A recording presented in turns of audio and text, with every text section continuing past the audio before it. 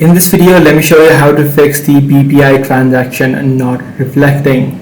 Now in this situation, there could be a few cases that might be happening. In most cases, this is likely due to app bugs or app glitches. So in this situation, what you simply need to do is reinstall the application of BPI mobile application onto your device. This ensures that you have the latest version, and any sort of bugs which might be causing the issue should also be fixed.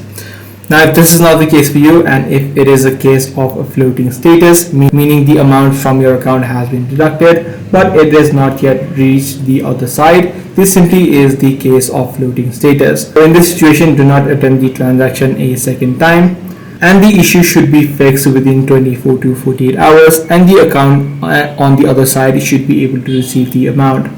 Now if none of these solutions are working out for you, and if none of these are your cases, then what you need to do is file a dispute with the BPI customer service. So in this situation, what you need to do is just open up a web browser of your choice and search the email address of BPI bank, or you can also straight away contact it through the phone number. So simply search for BPI phone number and you should be able to find it and contact them online as well. So that's pretty much all there is to it. If this video was helpful to you, be sure to subscribe. I'm going to see you in the next one.